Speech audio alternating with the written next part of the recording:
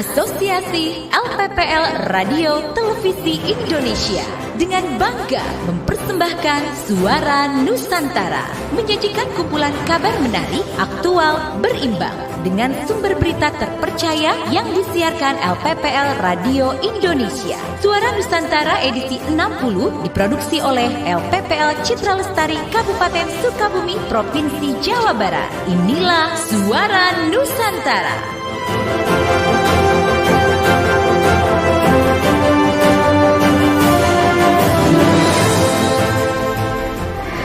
Sahabat Nusantara, berjumpa kembali bersama kami LPPL Citra Lestari dan Kami TV Kabupaten Sukabumi di Suara Nusantara edisi 60 Senin 22 Juni 2020 yang disiarkan secara serentak dalam acara Berita Berjejaring Nasional LPPL Radio dan Televisi se-Indonesia. Saya Norma Sela. Inilah Suara Nusantara yang akan disampaikan oleh Aska Perdana dan Teguh Ramadan. Selamat mendengarkan.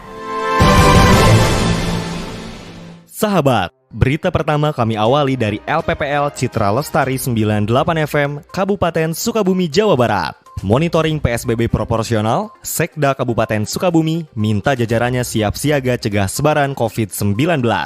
Berikut laporan reporter Mejunandi melaporkan untuk Suara Nusantara. Sekretaris Daerah Kabupaten Sukabumi, Haji Iyoso Mantri, monitoring penanganan COVID-19 dan penerapan PSBB di Kecamatan Parakan Salak bertempat di SMA Negeri 1 Parakan Salak, Selasa 16 Juni 2020. Seperti diketahui, Pemkab Sukabumi terus berupaya meminimalisir penyebaran COVID-19 dengan memperpanjang penerapan PSBB sampai tanggal 26 Juni. Hal tersebut dilakukan karena Kabupaten Sukabumi masih dalam zona kuning. Sekda selaku Ketua Harian Gugus Tugas Penanganan COVID-19 Kabupaten Sukabumi mengatakan dalam menghadapi PSBB secara proporsional harus ada kesiapan yang lebih dari aparatur pemerintah, baik itu kecamatan, perangkat desa, dan masyarakat. Sekda juga meminta seluruh jajarannya untuk edukasi masyarakat hingga memahami bahaya virus corona bagi kesehatan. Sementara itu, Camat Parakan Salak, Haji Royani, mengatakan dengan diperpanjangnya PSBB di Kabupaten Sukabumi secara proporsional, tim gugus tugas desa dan kecamatan siap menjalankannya sebaik mungkin. Menurutnya, persiapan pelaksanaan PSBB proporsional Kecamatan Parakan Salak dimulai sejak Minggu malam setelah mengikuti rapat daring yang dipimpin langsung oleh Sekda dan diumumkan bahwa Parakan Salak akan diterapkan PSBB proporsional sesuai dengan surat keputusan Bupati Sukabumi. Skemanya kita ingin menggerobok si desa itu, membatasi supaya tidak ada masuk dari atau tidak keluar dari yang 3 tadi ya. Himbauannya adalah masyarakat harus mematuhi protokol kesehatan aja. Artinya bahwa setiap gerak langkah yang ada di luar, masyarakat itu harus memakai protokol kesehatan. Insya Allah akan terhindak. Terutama masker, jaga jarak, cuci tangan setiap saat. Mejunandi, RCL 98 FM melaporkan. Berita selanjutnya dari LPPL Sturada Pangkal Perjuangan Karawang. Kunjungan kerja Menteri Pertanian Syahrul Yassin Limpo ke Karawang. Berikut laporan reporter Egi Alianti melaporkan untuk Suara Nusantara. Bupati Karawang Dr. Haja Selika Nurhadiana menyampaikan seluruh target pencapaian percepatan tanam padi di hadapan Mentan Syahrul Yassin Limpo saat melakukan kunjungan ke Desa Bayulor, Kecamatan Cilamaya Kulon, Kabupaten Karawang. Kunjungan kerja tersebut adalah upaya menjaga pasokan pangan dalam masa pandemi COVID-19. Bupati Selika dalam sambutannya mendukung sepenuhnya apa yang menjadi program pemerintah pusat. Sebagaimana diketahui, Karawang adalah salah satu penyangga produksi padi di tanah air, terus melakukan upaya percepatan tanam. Tahun 2019, panen di Karawang mencapai 185.807 hektar dengan profitas 6,02 ton per hektar. Target tanam Mei 2020 seluas 18.124 hektar dan target Juni 2020 seluas 16.800 181 hektar papar Bupati. Dalam kesempatan yang sama, Mentan Syahrul menegaskan peran pemerintah untuk memastikan kebutuhan pangan aman dan tercukupi bagi rakyat Indonesia. Dalam hal ini, Kementan lakukan langkah strategis dengan gerakan percepatan tanam, diverifikasikan pangan lokal, pengembangan rawa dan penyediaan cadangan beras. Menurut Syahrul, pertanian menjadi hal yang sangat penting untuk diurus negara agar terpenuhi kebutuhan. Kita butuh kebersamaan untuk melakukan keberpihakan agar pertanian bisa berjalan dengan akselerasi yang cepat, apalagi adanya ancaman kekeringan yang telah disampaikan FAO serta krisis pangan dunia harus segera kita respon untuk antisipasi, sebut Syahrul. Mentan Syahrul hadir untuk memastikan Karawang sebagai jantung pangan yang ada di Jawa Barat mampu menjawab tantangan tersebut. Sekali lagi kita lakukan percepatan tanam, gerakan pangan alternatif, siapkan lumbung pangan serta siapkan Starling. Kami sediakan fasilitas bagi yang punya komitmen kuat, pungkas Syahrul. Hadir pula dalam kesempatan tersebut Wakil Ketua Komisi 4 DPR RI, Dedi Mulyadi, Wakil Gubernur Jawa Barat UU Ruzanul Ulum, Direktur Jenderal Tanaman Pangan Suwandi. Saya Egy Arianti melaporkan dari LPPL Sturada Pangkal Perjuangan, Karawang.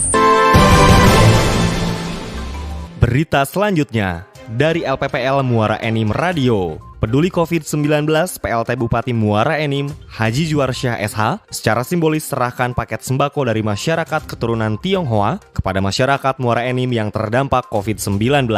Selengkapnya dari reporter Andre Taulana, melaporkan untuk Suara Nusantara. Peduli COVID-19, pelaksana tugas Bupati Muara Enim secara simbolis serahkan paket sembako dari masyarakat keturunan Tionghoa. Pelaksana tugas Bupati Muara Enim Haji Juarsyah menyerahkan secara simbolis paket sembako dari masyarakat keturunan Tionghoa yang ada di Kabupaten Muara Enim. Sebanyak 1.000 paket sembako yang akan diberikan kepada Panti Asuhan, Ponpes, Penyandang Cacat, PWRI, dan LPRI Kabupaten Muara Enim. Pelaksana tugas Bupati Muara Enim mengucapkan terima kasih atas kepedulian bersama dari masyarakat keturunan Tionghoa yang berada di Muara Enim dalam penanganan pandemi COVID-19. Mudah-mudahan sembako yang diberikan bisa berguna bagi warga yang membutuhkan. Pertama, saya mengucapkan terima kasih kepada keluarga besar warga keturunan Tionghoa Kabupaten Muara Enim yang telah mengumpulkan donasinya untuk diberikan kepada beberapa bagian daripada masyarakat Kabupaten Muara Enim.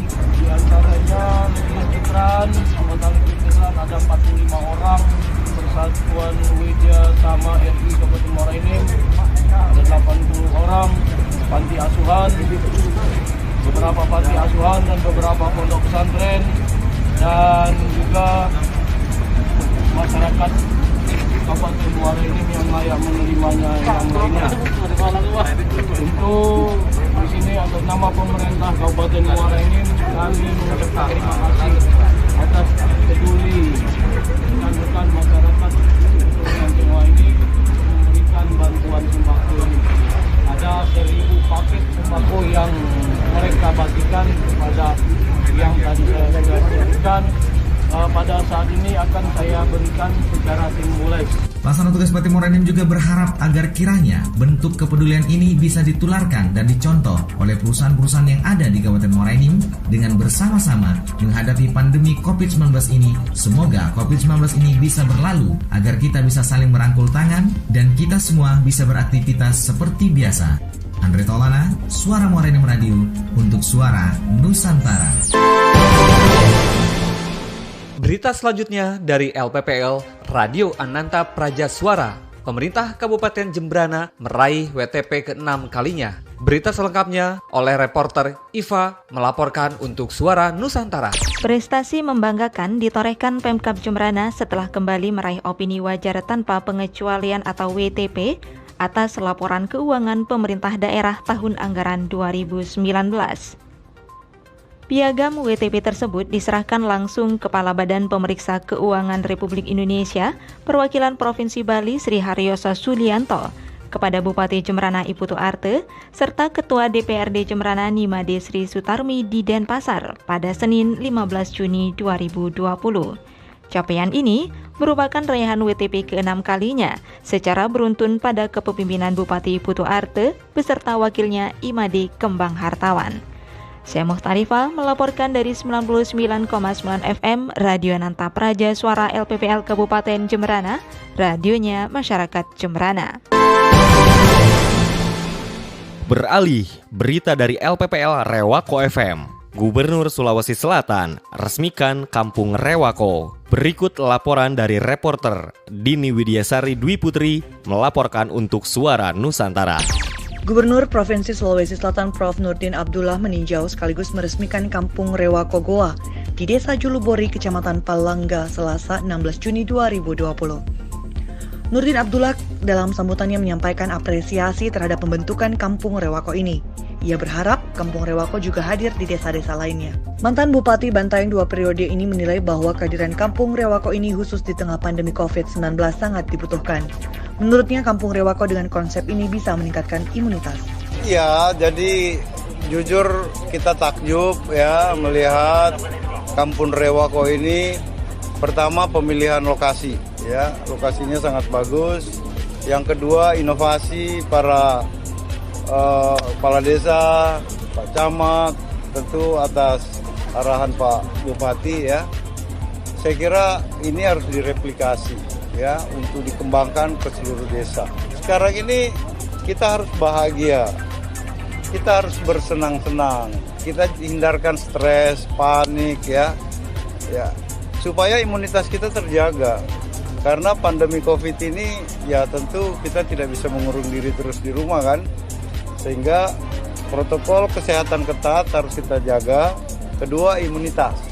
Nah, salah satu menaikkan imunitas kita, cari tempat-tempat yang seperti ini ya, bisa makan makanan yang segar ya, apalagi ini sebuah kearifan lokal yang tentu patut kita apresiasi. Gubernur Nurdin Abdullah juga berharap kehadiran tempat ini harus dimanfaatkan dengan baik oleh masyarakat dan berharap pemerintah Kabupaten Goa untuk terus berinovasi.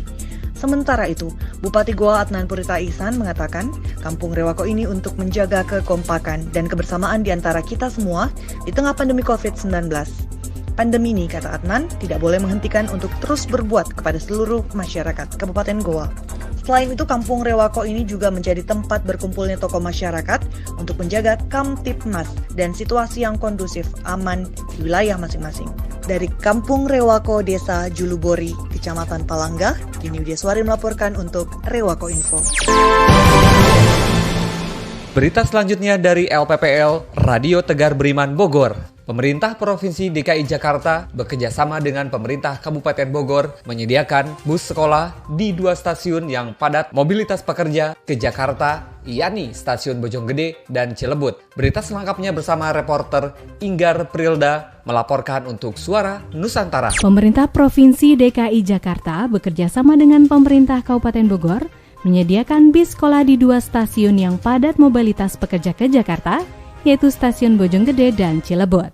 Bis sekolah tersebut merupakan bis bantuan Pemprov DKI dalam mengantisipasi penumpukan penumpang di kedua stasiun tersebut yang akan mengantarkan para pekerja jurusan Jakarta tanpa dipungut biaya alias gratis.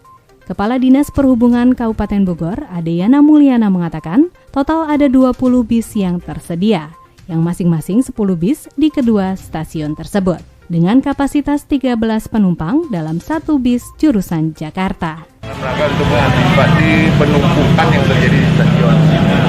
Adapun tujuannya kemana itu yang ditentukan oleh BPD. Adeyana Mulyana menambahkan, bis sekolah tersebut akan mengantarkan para pekerja ke jurusan yang sudah ditentukan oleh Badan Pengelola Transportasi Jabodetabek, yaitu Juanda, Tanah Abang, Sudirman, Tebet, dan Manggarai. Bis sekolah akan beroperasi mengantarkan pekerja ke Jakarta di setiap hari Senin. Meski pihaknya tengah mengusahakan agar setiap harinya beroperasi guna memangkas kepadatan di Stasiun Bojonggede dan Cilebut. Inggar Prilda Radio Tegar Beriman melaporkan untuk Suara Nusantara.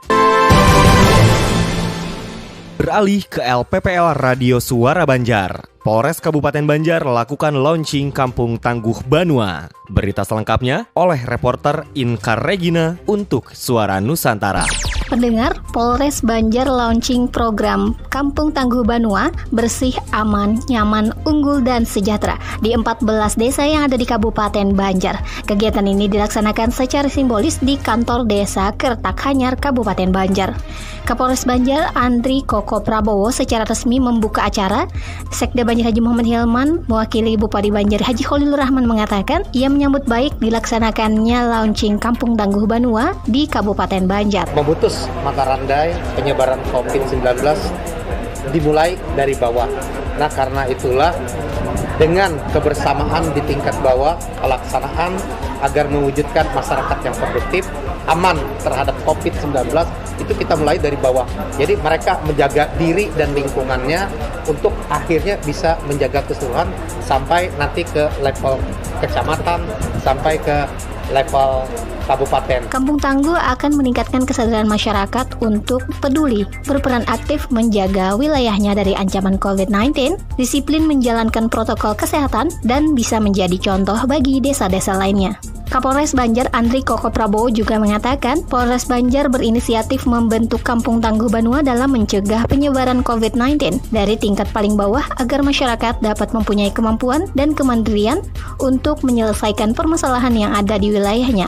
Peran Babinsa dan Babinkan Tipnas sangat penting di Kampung Tangguh ini. Selain itu, kerjasama relawan serta perangkat desa dalam pemutusan mata rantai COVID-19, prinsip gotong royong sangat diperlukan, terutama kepatuhan pada protokol kesehatan. Pada acara tersebut juga dilaksanakan penyerahan piagam penghargaan kepada 14 desa program Kampung Tangguh Banua yang diserahkan langsung oleh Kapolres Banjar, serta penyerahan buku panduan Kampung Tangguh Banua kepada 14 Kapolsek yang diserahkan oleh Dandim 1006 Martapura. Inka Regina, Radio Suara Banjar Kabupaten Banjar, Kalimantan Selatan untuk Suara Nusantara. Berita selanjutnya dari LPPL Ersal FM Nganjuk, Jawa Timur. Bupati dan Wakil Bupati Nganjuk melakukan survei persiapan pelaksanaan New Normal di objek wisata Sedudo, Nganjuk, Jawa Timur. Berita selengkapnya bersama reporter MZ Abidin melaporkan untuk Suara Nusantara. Air terjun Sedudo Nganjuk, Jawa Timur adalah salah satu destinasi wisata sekaligus merupakan ikon Kabupaten Nganjuk yang selama 3 hingga 4 bulan terakhir ini total tidak ada aktivitas kunjungan wisata. Dalam upaya menjaga keseimbangan perekonomian, sekaligus pelaksanaan perubahan perilaku untuk tetap menjalankan aktivitas normal, namun dengan tetap menerapkan protokol kesehatan untuk mencegah terjadinya penularan COVID-19 atau yang disebut dengan New Normal, Bupati dan Wakil Bupati Nganjuk melakukan survei persiapan pelaksanaan New Normal, sekaligus survei pembukaan kembali objek wisata Sedudo pada Selasa 15 Juni 2020. Seluruh tempat-tempat wisata yang ada di Kabupaten Nganjuk akan segera kita buka, tentunya dengan disertai dengan peraturan protokol kesehatan yang akan diterapkan di seluruh objek-objek wisata yang ada di Kabupaten Nganjuk, tidak terkecuali juga dengan air terjun Sedudo ini. Dirasakan pandemi COVID-19 membawa dampak yang begitu besar pada perekonomian masyarakat Nganjuk, baik di sektor pariwisata pada khususnya, sektor industri, sektor UKM maupun di sektor lainnya, terlebih pada masyarakat sekitar objek wisata Sedudo. Di kanan kiri objek wisata ini kan ada pelaku-pelaku UMKM atau IKM, ada warung-warung, semuanya ini berdampak. Masyarakat menginginkan kita bisa hidup normal kembali. Nah, dalam rangka itulah pemerintah Kabupaten Nganjuk bersama Forkopimda nanti survei ke sini persiapan untuk betul-betul new normal nanti kita akan siap melaksanakan di Kabupaten. MC Tabidin, Komunikatif. Berita selanjutnya dari LPPL DBFM Radio Lampung Selatan. Warning Receiver System (WRS) berfungsi untuk menyampaikan informasi terjadinya gempa dan jumlah korban jiwa ke tempat-tempat yang sudah terpasang WRS berdasarkan sensor yang masuk ke BMKG. Berita selengkapnya oleh reporter Putri Maisuri melaporkan untuk Suara Nusantara.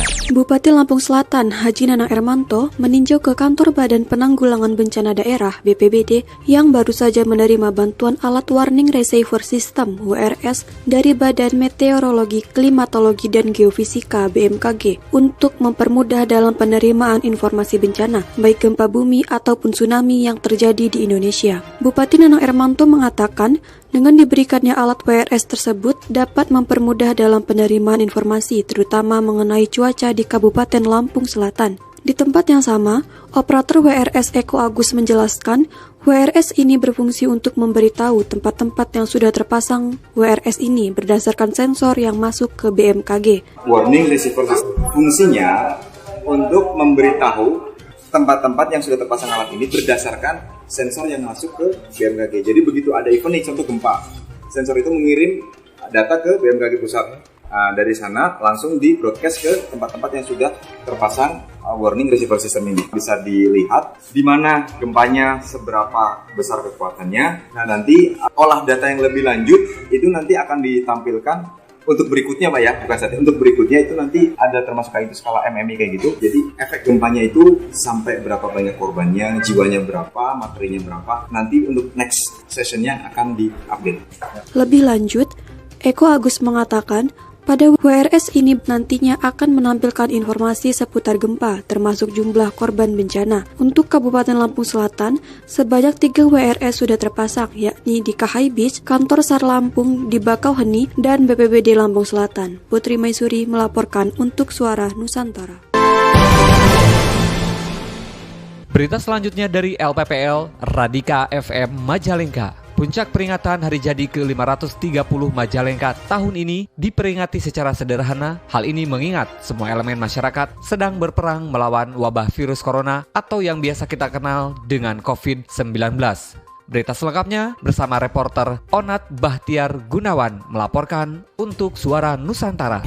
Sahabat Radika, puncak peringatan Hari Jadi ke-530 Majalengka tahun ini diperingati secara sederhana. Hal ini mengingat semua elemen masyarakat sedang berperang melawan wabah virus corona atau yang biasa kita kenal dengan COVID-19. Tidak ada rangkaian acara atau festival apapun dalam menyambut momen Hari Jadi Majalengka yang biasa diperingati pada 7 Juni.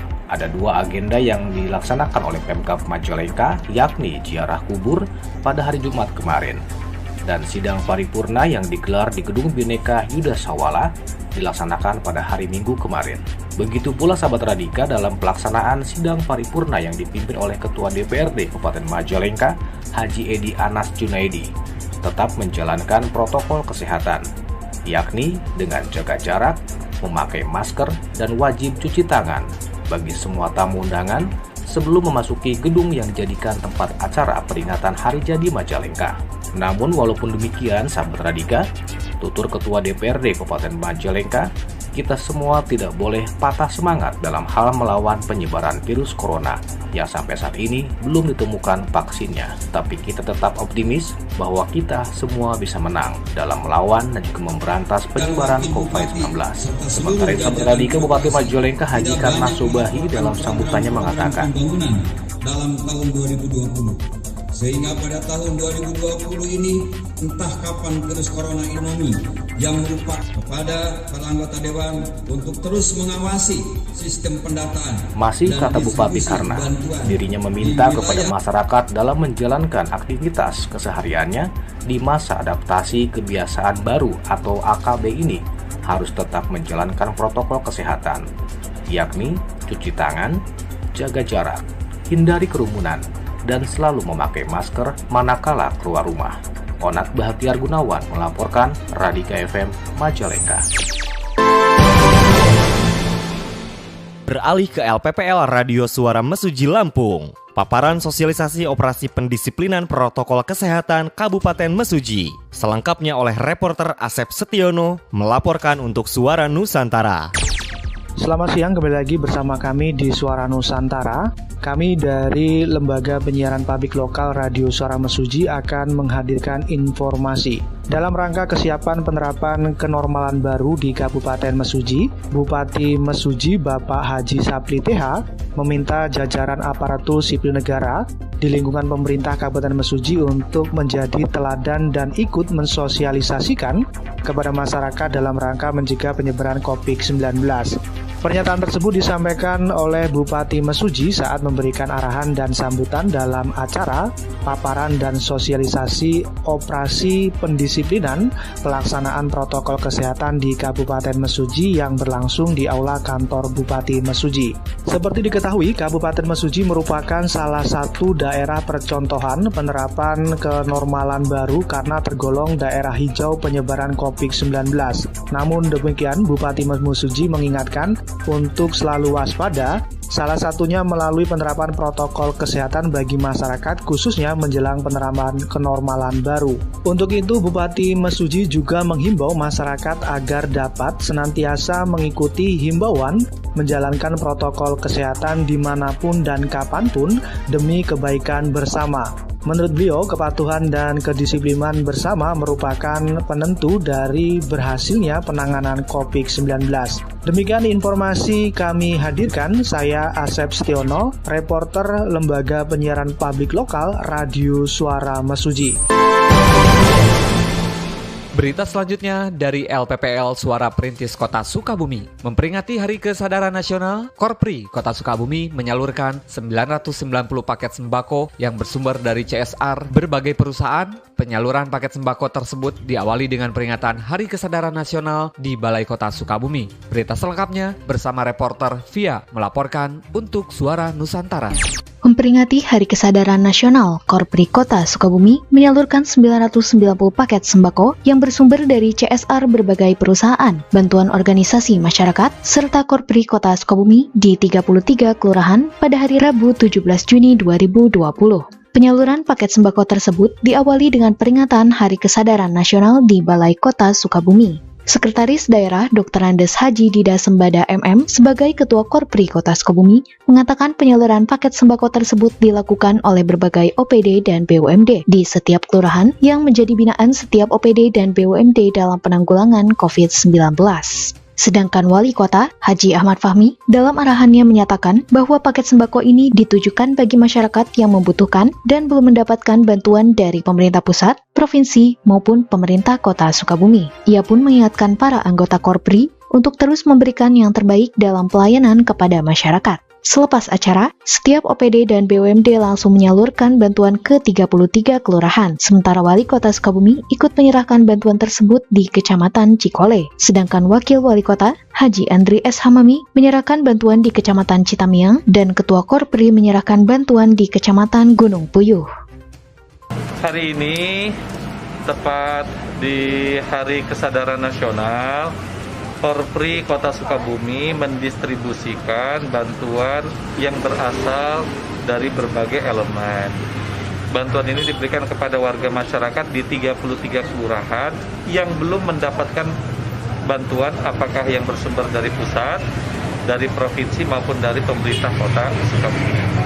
Sehingga mudah-mudahan warga masyarakat terdampak yang belum mendapatkan bantuan hari ini bisa terpenuhi dengan dukungan dari Korpri Kota Sukabumi. Berita selanjutnya dari LPPL Wibawa Mukti Bekasi. Dianggarkan 32 miliar rupiah, Pantai Muara Gembong jadi destinasi wisata unggulan. Berita selengkapnya oleh reporter Bayu Nugraha melaporkan untuk Suara Nusantara. Dianggarkan 32 miliar rupiah, Pantai Muara Gembong bakal jadi destinasi wisata unggulan. Jika Kabupaten Karawang punya objek wisata pantai Tanjung Pakis, maka Kabupaten Bekasi akan segera membangun dan menata kawasan wisata Pantai Bungin yang berada di Desa Pantai Bakti, Kecamatan Muara Gembong. Lokasi ini akan berpotensi menjadi objek wisata favorit dengan panorama laut pantai utara dan keberadaan hamparan hutan mangrove. Pemerintah telah menyiapkan anggaran puluhan miliar untuk penataan wisata Pantai Muara Gembong yang akan dialokasikan untuk pembangunan infrastruktur, pematangan lahan, dan sarana pendukung pariwisata lainnya. Ketua Komisi 2 DPRD Kabupaten Bekasi, Sunandar, mengatakan untuk kondisi Pantai Bungin sejauh ini sudah siap, tinggal dimulai pelaksanaan pembangunannya. Sunandar berharap dengan adanya penataan ini dapat menarik wisatawan baik lokal maupun mancanegara untuk datang sehingga kelak berdampak bagi kesejahteraan masyarakat. Sementara itu, Camat Muara Gembong, Lukman Hakim, mengatakan Muara Gembong memiliki posisi penting dalam kepariwisataan di Kabupaten Bekasi karena memiliki potensi destinasi wisata yang begitu besar. Selain Pantai Bungin, Muara Gembong juga memiliki Pantai Beting yang mempunyai keindahan sangat asri dan menawan dengan tempat jajanan makanan yang menyediakan hidangan khas laut. Bayu Nugraha, LPPL Wibawa Mukti mengabarkan untuk Suara Nusantara. Berita selanjutnya dari LPPL Radio Sukses Batu Raja. 2 kursi jabatan eselon 2 di pemerintah Kabupaten Oku akan dilelang. Berita selengkapnya bersama reporter Irawan Kopa melaporkan untuk Suara Nusantara. 2 kursi jabatan eselon 2 di pemerintah Kabupaten Ogan Komering Ulu akan dilelang, yaitu jabatan asisten 2 bidang perekonomian dan pembangunan Setda Ogan Komering Ulu dan Kepala Dinas Penanaman Modal dan Pelayanan Terpadu 1 Atap. Lelang 2 jabatan tersebut sesuai surat panitia seleksi pada tahun 2020 tentang seleksi terbuka jabatan pimpinan tinggi Pratama di lingkungan pemerintah Kabupaten Ogan Komering Ulu. Ketua Pansel yang juga Sekda Oku, Dr. Insinyur Haji Ahmad Tarmizi, SEMTMH, menerangkan kepada wartawan, lelang terbuka 2 jabatan itu dilakukan karena 2 pejabat yang duduk di jabatan tersebut akan memasuki masa pensiun. Pendaftaran lelang terbuka menurut Sekda, pendaftaran dibuka secara terbuka dan online pada tanggal 8 hingga 22 Juni 2020 mendatang. Untuk itu, bagi ASN di Kabupaten Oku yang memenuhi syarat dipersilakan mengikuti lelang jabatan tersebut karena kesempatan ASN untuk peningkatan karir. Sementara itu, Sekretaris Pansel Mirdaili SSTPMM menambahkan, sampai dengan berita ini diturunkan, belum ada satupun ASN Oku dan luar Kabupaten Oku yang mendaftar lelang pada jabatan tersebut. Hal ini dimaklumi karena banyak persyaratan yang harus dilengkapi, diantaranya SK CPNS, SK PNS, surat bebas narkoba, LHKPN, dan dokumen-dokumen penting lainnya. Dari Batu Raja, Radio Sukses Irawan Kopa melaporkan. Beralih ke LPPL Radio Sasaraina Mentawai. Pemkab Mentawai mendapat bantuan alat pelindung diri APD dari Kemensos RI. Berita selengkapnya oleh reporter Martina Daudau melaporkan untuk Suara Nusantara.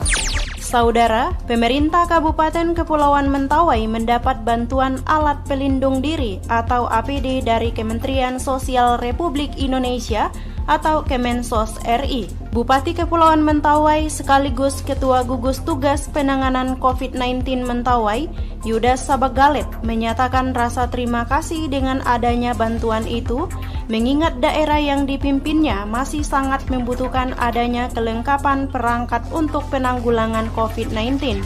Ia menjelaskan sebenarnya ada beberapa APD yang diusulkan, namun kata Yudas, belum semua yang terrealisasi.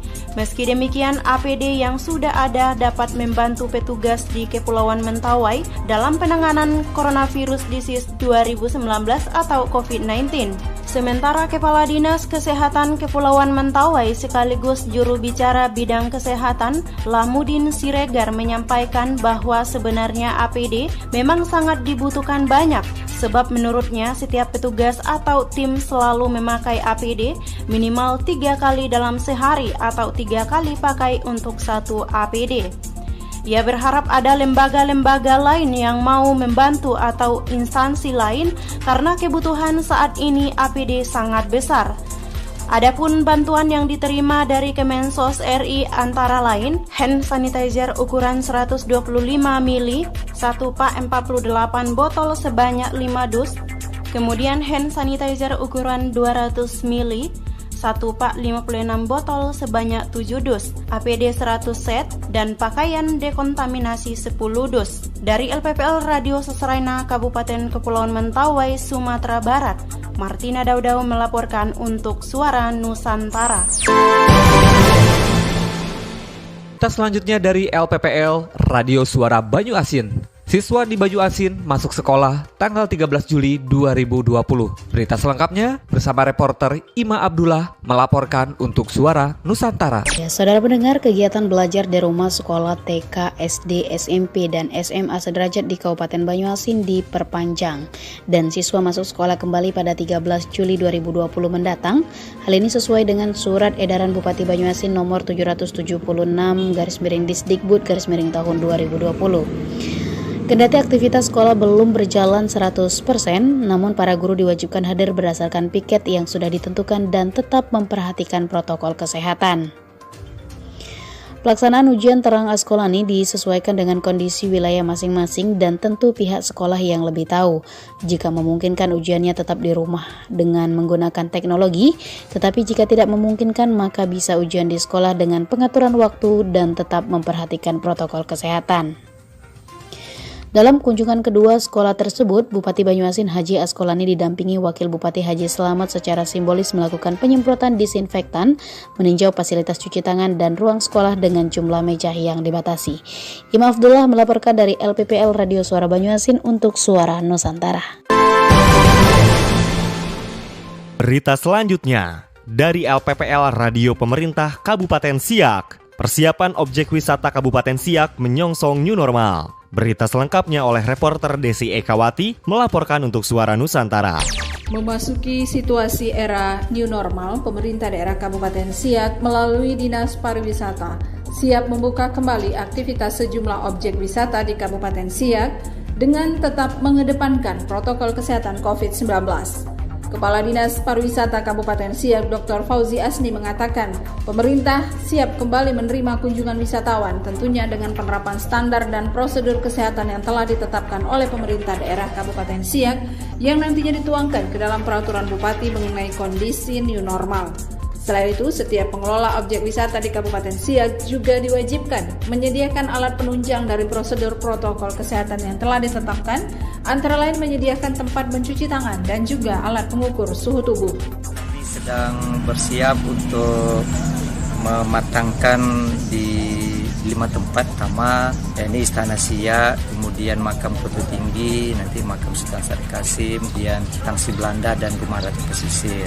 Jadi persiapannya kami matangkan, ya persiapan mana tempat cuci tangannya sudah ada, tinggal kita pasang lagi. Kemudian juga termogannya sudah dapat, kemudian nanti untuk spanduknya sudah dipesan, ada bantuan daripada OPD lain, kemudian nanti hal-hal lain kami tinggal matangkan. Kapan mungkin pelaksanaannya memang kita menunggu informasi daripada Bapak Bupati, tentunya ini nanti akan dibicarakan terlebih dahulu dengan tim gugus tugas percepatan penanganan COVID-19 bersamaan dengan Forkopimda. Jadi untuk menyongsong new normal ini, jadi kita menunggu informasi kapan waktu yang paling. Lebih lanjut ditambahkan Fauzi Asni, sejak ditetapkan tutup selama masa pandemi COVID-19 pada bulan Maret lalu, objek wisata di Siak ditutup untuk umum. Namun perawatan dan pemeliharaan tempat-tempat objek wisata tetap dilakukan seperti biasa, sehingga kebersihan dan perawatannya tetap terjaga dengan baik. Kalau untuk perawatan, kebersihan tetap, petugas tetap melaksanakan, cuman tidak boleh menerima tamu. Jadi untuk kebersihan, ya katakanlah ruangan supaya jangan pengap, itu tetap dibuka. Jalan tetap dibuka, pintu beberapa tempat dibuka supaya jangan pengap. Dan proses pembersihan tetap seperti kita lihat sekarang, untuk memotong rumput, guna untuk terapian itu tetap. Jadi pelaksanaan orang yang tak boleh masuk. Kalau yang lain ya petugas ya tetap melaksanakan, jaga jarak, jaga yang lain. Reporter Desi Ekawati dari Radio Pemerintah Kabupaten Siak melaporkan untuk Suara Nusantara. Berita selanjutnya dari LPPL Radio Cianjur FM. PLT Bupati Cianjur mengadakan pembinaan kepada para kepala desa tentang COVID-19. Berita selengkapnya bersama reporter Resti Rahmawati melaporkan untuk Suara Nusantara. Pemkab Cianjur, Jawa Barat memberikan apresiasi kepada para kepala desa yang telah dan terus fokus sebagai gugus tugas pencegahan penyebaran COVID-19 di wilayah desa masing-masing. Apresiasi Pemkab Cianjur, Jawa Barat terhadap para kepala desa ini dengan memberikan kemudahan kepada masyarakat di desa dengan membebaskan pajak bumi dan bangunan di bawah Rp10.000 dengan jumlah 7.358 lembar SPPT dan 41.082.385 PWB. PLT Bupati Cianjur Haji Herman Suherman menuturkan, selain pembebasan pajak bagi warga miskin, juga diberikan sebanyak 668 buah KTP elektronik khusus kepada warga di Desa Ciranjang saat pembinaan di Kecamatan Ciranjang. Sementara Camat Ciranjang, Wahyu mengatakan dalam menjaga situasi Kamtibmas juga menjalani tatanan era hidup normal, warga di Kecamatan Ciranjang tetap menerapkan protokol kesehatan untuk antisipasi penyebaran COVID-19. Camat Ciranjang menuturkan kedatangan PLT Bupati juga sangat membantu, khususnya saat ini ada program bebas pajak bagi warga miskin. Selain itu, ada pembagian KTP elektronik untuk warga. Dari Cianjur, Jawa Barat, LPPL Cianjur FM, Resti Rahmawati melaporkan untuk Suara Nusantara. Berita selanjutnya dari LPPL Saruga FM Solok Selatan.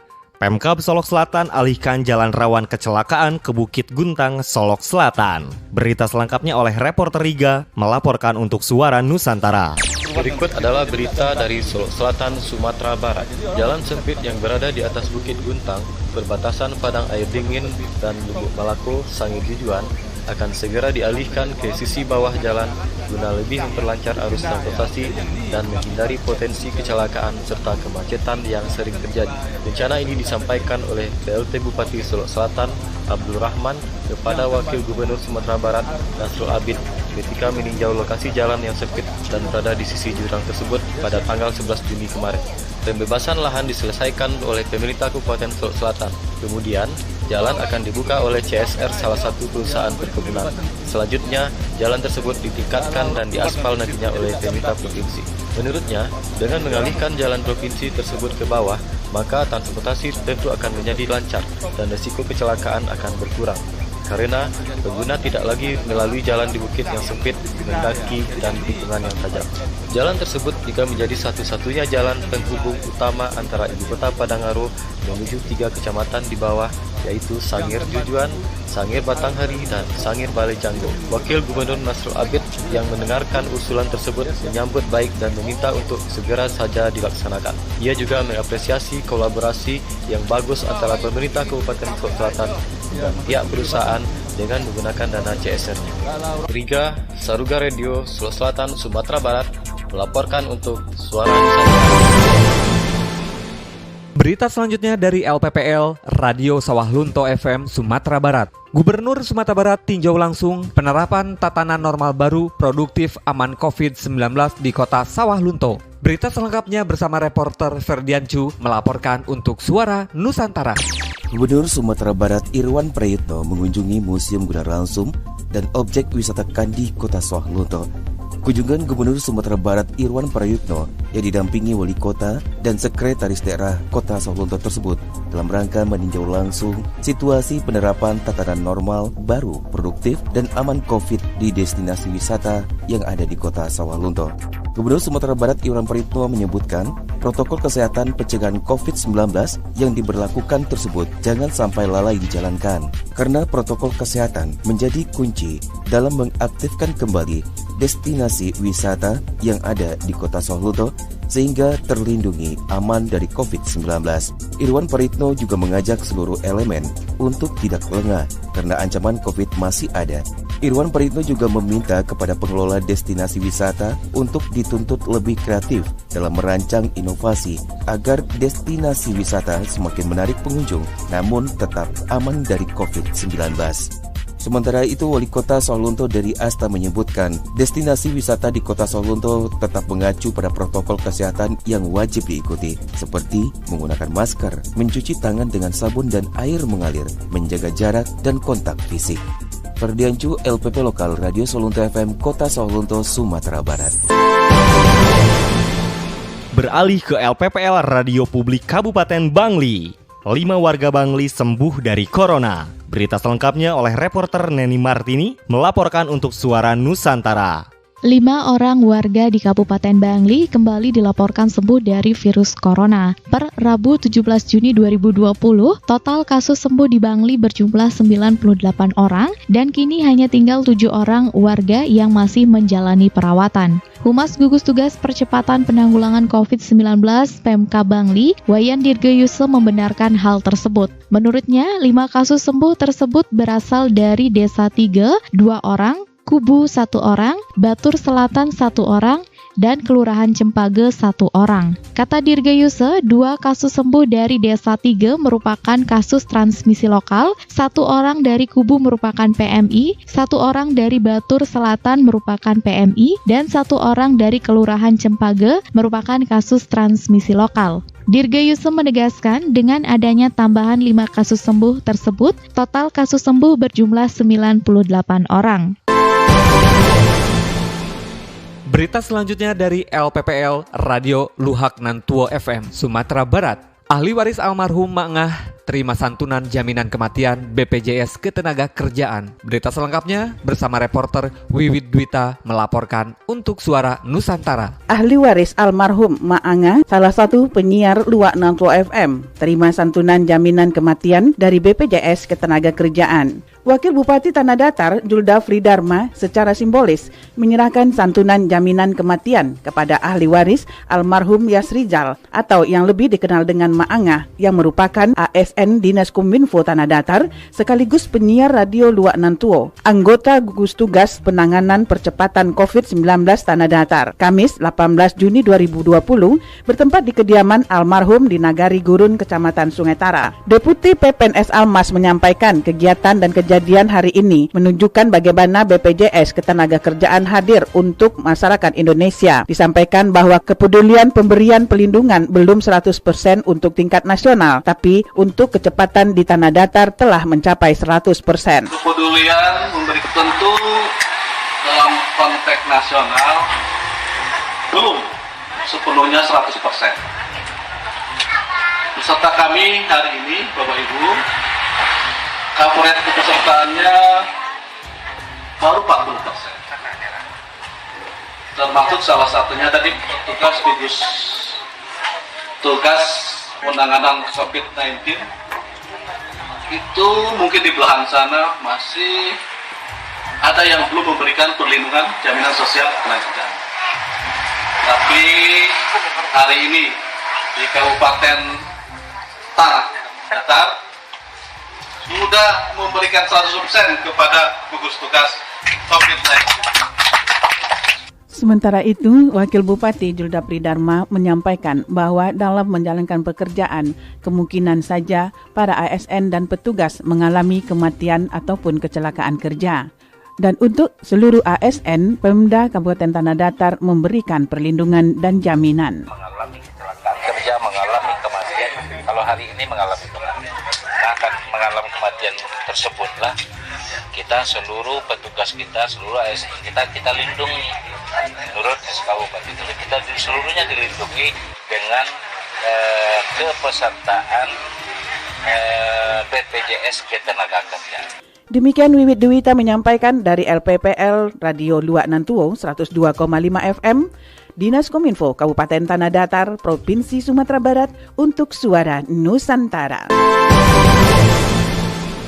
Berita selanjutnya dari LPPL Radio BSMH FM Sumatera Selatan. Pencanangan zona integritas menuju WBK WBBM BPS Kota Pagar Alam. Berita selengkapnya oleh reporter Jelly Kenopa Bahri melaporkan untuk Suara Nusantara. Suara Nusantara edisi 60 dari Kota Pagar Alam, tingkatkan kualitas pelayanan publik. Mewujudkan wilayah bebas korupsi, wilayah birokrasi bersih melayani WBK WBBM, Badan Pusat Statistik BPS Kota Pagar Alam gelar pencanangan pembangunan zona integritas. Kepala BPS Kota Pagar Alam Dedi Pahlepi MSI menyampaikan pihaknya berupaya untuk terus melakukan pencegahan korupsi dan meningkatkan kualitas pelayanan publik. Hanya saja upaya ini dilakukan secara bertahap. Hal tersebut disampaikannya dalam sambutan pencanangan pembangunan zona integritas. Dedi melanjutkan pencanangan zona integritas menuju WBK, WBBM sudah dilakukan BPS Pusat pada 2014 silam, juga BPS Provinsi Sumatera Selatan dan sejumlah kabupaten kota lainnya, dan saat ini giliran BPS Kota Pagar Alam. Di hadapan tamu undangan yang dihadiri, Wali Kota Pagar Alam diwakili Asisten 2, unsur Muspida seperti Kajari Pagar Alam, Kadis Kominfo, Kepala Kemenak, perwakilan BPN. Dedi menegaskan sebagai langkah awal untuk mensukseskan reformasi birokrasi yaitu dengan melakukan penataan terhadap sistem penyelenggaraan pemerintahan yang baik, efektif, efisien, pelayanan prima, dan memuaskan. Reformasi birokrasi menjadi komitmen seluruh institusi beserta aparatur pemerintah dan pelayanan publik dapat dinilai berapa besar perubahan mendasar yang dilakukan secara bertahap yang berdasarkan pembentukan karakter aparatur yang berdampak positif dan dirasakan masyarakat. Di tempat yang sama, Asisten 2 Bidang Pemerintahan Syaprani mengatakan, diharapkan dengan adanya pencanangan ini, BPS Kota Pagar Alam berkomitmen untuk memperbaiki pelayanan, integritas dan akuntabilitas layanan publik, hingga akhirnya mampu meningkatkan kepercayaan masyarakat terhadap penerapan prinsip tata kelola pemerintahan. Zeli Kanopa Bahri, LPPR Radio Besema FM, melaporkan untuk Suara Nusantara. Berita selanjutnya dari LPPL, Radio BKM FM Martapura, Kabupaten Oku, Sumatera Selatan. Oku Timur kembali raih opini wajar tanpa pengecualian atau WTP 8 kali berturut-turut. Berita selengkapnya bersama reporter Yulia Fanani melaporkan untuk Suara Nusantara. Untuk ke-8 kalinya secara berturut-turut, Oku Timur mendapatkan opini wajar tanpa pengecualian WTP dari Badan Pemeriksa Keuangan BPK atas laporan keuangan pemerintah daerah LKPD tahun anggaran 2019. Di tengah situasi wabah pandemi COVID-19, penyerahan LHP LKPD 2019 oleh BPK RI perwakilan Sumatera Selatan dilakukan secara virtual kepada Pemkab Oku Timur tahun 2020 yang berlangsung di Gedung Rapat Dewan Perwakilan Rakyat Daerah DPRD. Setelah penyerahan LHP LKPD, Bupati bersama Ketua DPRD Oku Timur menandatangani berita acara serah terima ikut didampingi Sekretaris Daerah Jumadi Esos. Ketua BPK Sumatera Selatan Hari Purwaka dalam sambutannya mengatakan pemeriksaan atas laporan keuangan pemerintah daerah Oku Timur merupakan bagian dari tugas konstitusional BPK sebagai rangkaian akhir dari proses pemeriksaan. Opini yang diberikan oleh pemeriksa merupakan pernyataan profesional pemeriksa mengenai kewajaran laporan keuangan, bukan merupakan jaminan tidak adanya fraud yang ditemukan atau kemungkinan timbulnya fraud di kemudian hari. Kabupaten Oku Timur yang telah berhasil mempertahankan opini WTP. Semoga capaian dan prestasi ini menjadi momentum untuk lebih mendorong terciptanya akuntabilitas. Pada kesempatan ini, kami juga menyampaikan agar pemerintah daerah dapat menyiapkan akses data secara online berupa penyediaan sistem informasi untuk akses data yang terdiri dari sistem aplikasi komputer. Terpisah, Bupati Oku Timur Haji Khalid Mawardi berucap terima kasih kepada BPK RI perwakilan Sumatera Selatan yang telah menyelesaikan laporan hasil pemeriksaannya dan memberikan hasil opini WTP bagi LKPD Pemkab Oku Timur. Ia mengaku bersyukur atas capaian meraih opini WTP untuk tahun anggaran 2019 ini. Ia mengapresiasi jajarannya atas kinerja yang mampu mempertahankan WTP dengan melaporkan pengelolaan keuangan tepat waktu dan sesuai dengan peraturan perundang-undangan. 8 kali secara berturut-turut mulai tahun 2012 sampai tahun 2020. Ini tidak lain adalah hasil kerjasama kita semuanya, baik di lingkungan eksekutif maupun legislatif sebagai pengawas di setiap kegiatan, dan juga secara profesional adalah peningkatan dari para auditor dan para penanggung jawab keuangan di masing-masing unit kerja. Turut hadir Wakil Ketua DPRD Haja Junia SP, para asisten dan kepala OPD di lingkungan Pemkab Oku Timur. Dari Oku Timur, Radio BKM FM, Yulia Fanani melaporkan untuk Suara Nusantara. Berita selanjutnya dari LPPL Radio Gema Bungo FM, Kabupaten Bungo. Rapat persiapan pelaksanaan New Normal di Kabupaten Bungo. Berita selengkapnya bersama reporter Nidia Safitri melaporkan untuk Suara Nusantara. Mitra muda, saat ini sebagian masyarakat Kabupaten Bungo belum memahami apa itu new normal dan juga belum menerapkan protokol kesehatan yang ada, yang dibuat oleh pemerintah sehingga pada Kamis 18 Juni 2020 diadakan rapat kedua kalinya mengenai persiapan new normal di Gedung Wisma Alisudin. Dan dalam rapat ini tentunya dipimpin oleh Bupati Bungo Haji Masuri dan juga Sekda, Ketua Gugus Tugas COVID-19 Kabupaten Bungo, beserta Kepala OPD yang mengikuti rapat tersebut. Mengenai penyelesaian penerapan new normal ini, di Kabupaten Bungo sendiri masih dalam status tanggap darurat dengan zona kuning, sehingga nantinya kita harus menerapkan protokol kesehatan dalam berbagai aturan yang mana aturan ini bisa mencegah penyebaran COVID-19 di Kabupaten Bungo. Bupati juga berharap nantinya semua yang hadir dalam rapat ini bisa menerapkan dan melaksanakan tugasnya masing-masing, memberitahukan dan mengedarkan aturan-aturan ke masyarakat, agar masyarakat tahu dan bisa mengikuti standar protokol kesehatan yang ada. Dan dalam pelaksanaan new normal ini, Bupati juga meminta kerjasama dari perangkat desa untuk dapat memaksimalkan aturan-aturan pemberlakuan new normal di Kabupaten Bungo.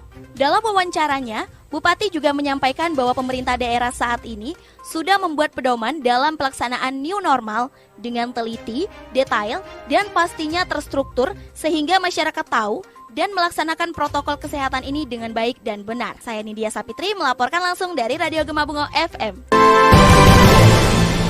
Berita selanjutnya dari LPPL Rapemda Pringsewu FM Lampung. Badan Pusat Statistik Provinsi Lampung bersama BPS Kabupaten Kota di Provinsi Lampung mencanangkan pembangunan zona integritas wilayah bebas korupsi (WBK) di wilayah bersih melayani secara serentak. Berikut laporan reporter Anton Hapsara melaporkan untuk Suara Nusantara. Badan Pusat Statistik Provinsi Lampung bersama BPS Kabupaten Kota seprovinsi Lampung mencanangkan pembangunan zona integritas menuju wilayah bebas korupsi (WBK) dan wilayah birokrasi bersih melayani (WBBM) secara serentak.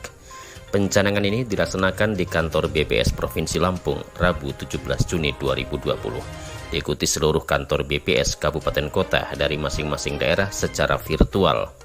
Sementara jajaran BPS Kabupaten Pringsewu mengikuti pencanangan dari aula utama kantor Pemkab setempat.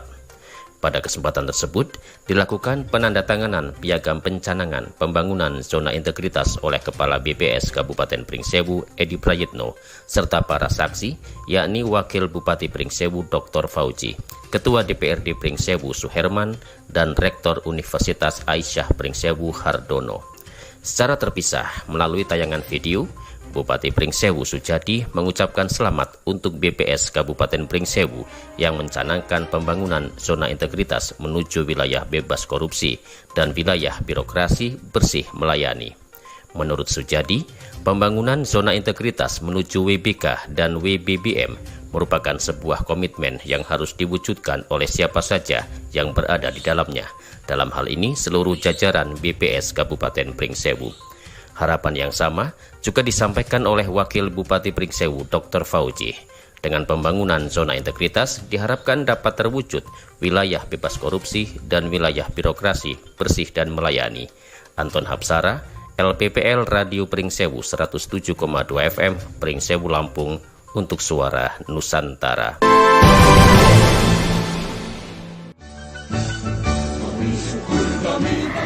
Sahabat Nusantara, demikian Suara Nusantara edisi 60, produksi LPPL Citra Lestari dan Kami TV Kabupaten Sukabumi, Provinsi Jawa Barat, mewakili kerabat kerja yang bertugas dan seluruh LPPL Radio yang tergabung dalam Asosiasi LPPL Radio dan Televisi se-Indonesia. Saya Norma Sela mengucapkan terima kasih atas perhatian Anda. Sampai jumpa. Asosiasi LPPL Radio dan TV menuju Indonesia Jaya.